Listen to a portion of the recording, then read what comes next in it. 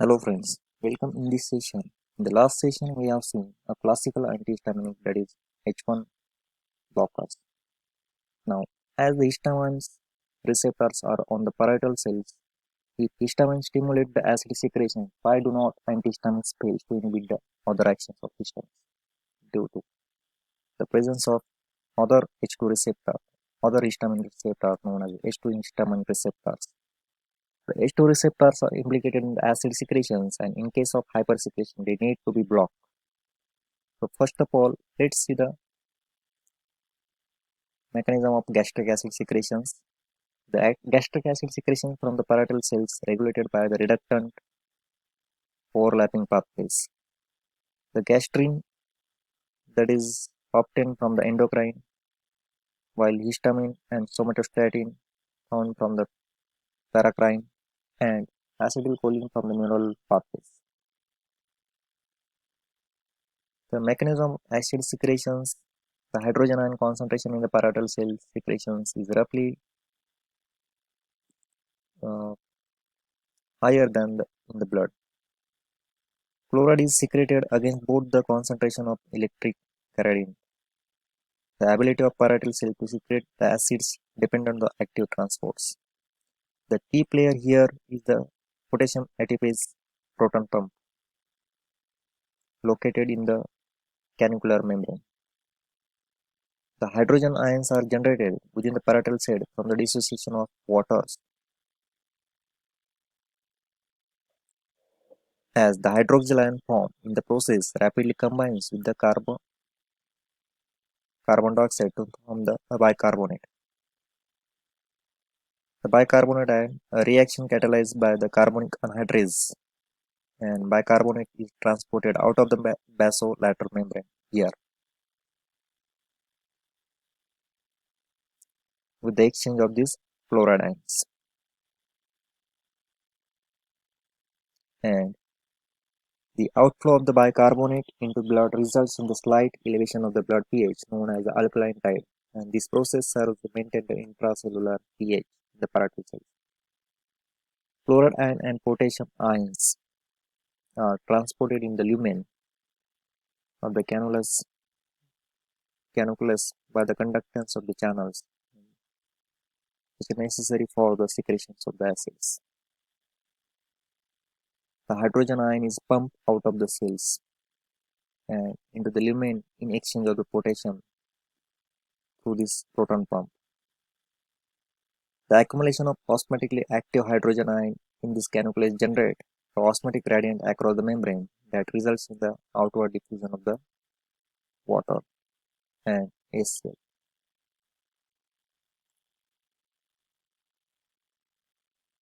So here, uh, piperazine is a inhibitor for this acetylcholine, while proton pump inhibitors like omeprazoles that will prevent the exchange of this proton with the potassium, while histamine inhibitors are present here. So the H2 receptor antagonist must bind but not activate the H2 receptor site. Addition of the functional group will bind with the another binding region and prevent the conformational changes. Addition of aromatic ring unsuccessful. Addition of the non-polar hydrophobic substituents non-antagonist. So designed from the 4-methyl histamine through analog approach involving the bioallosteric replacements. The carbon chain can be lengthened here. 2 carbon chains speculation of the carboxylate binding regions. 3 carbon chain speculation of the different binding regions here. Enhance antagonist activity. Now let us see the buramide. The longer chain allows the proximity of the binding region terminal methyl group. This terminal methyl group increases the hydrophobicity.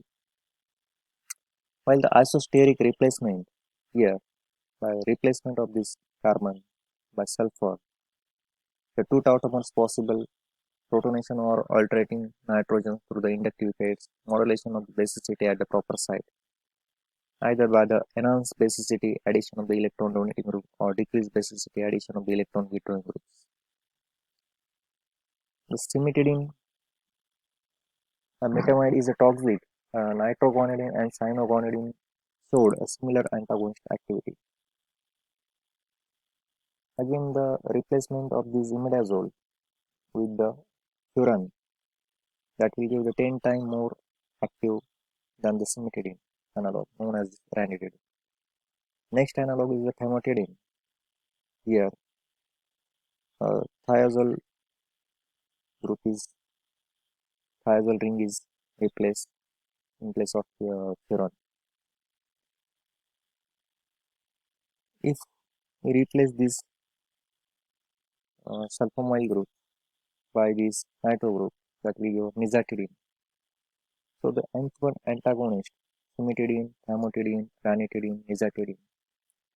If we look at the structural activity relationship, the basic heterocyclic group, a flexible aromatic axial chain with the aromatic ring and polar group. So these are the result of the modification of the histamine structures. The imidazole ring of the histamine is not required for the competitive antagonism of histamine at H2. The separation of ring and nitrogen group with the equivalent for carbon chain is necessary for optimum antagonist activity. The terminal nitrogen group should be polar non-basic and substituent for the maximal activity. So this is how the structural activity relationship modification of these groups and antagonism will increases. So if we look at the buramide, full H2 antagonist low potency, while metamide full H2 antagonist with the higher potency, and cimetidine full H2 antagonist with the higher potency. Now look at the next H3 antagonist. The general structure here, the heterocycle, a chain, polar group, a beta chain, another chain with the lipophilic groups. So this will look like this: a heterocyclic group, a carbon chain, polar group, D chain. So the thiopyramide was the first potent H3 antagonist used to treat the sleep disorders. So this is the synthesis for triptolidine. Next is a H4 antagonist, that is doxepin, chlorpromazine. The doxepin and chlorpromazine are bind to the H4 receptor with affinity.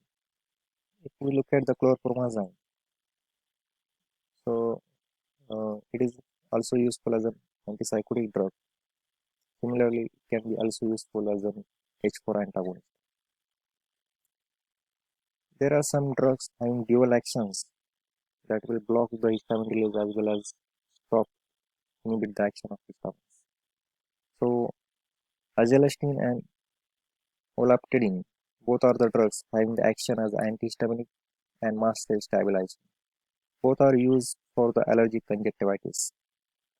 So let us see the different uses of antihistamines. Mainly these antihistaminics are useful for the allergic disorders. They are effectively control the certain immediate types of allergies like itching, urticaria, seasonal hay fever, allergic conjunctivitis, angioedema of lips, eyelids, etc. Cetirizine having an adjunct role in the seasonal asthma. Varieties. Most of these antihistamines are the first choice of drugs in the idiopathic pruritus.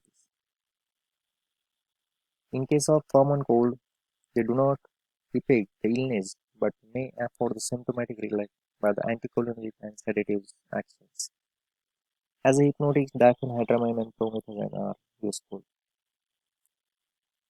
They are also useful as an antitussive. Example, diphenhydramine.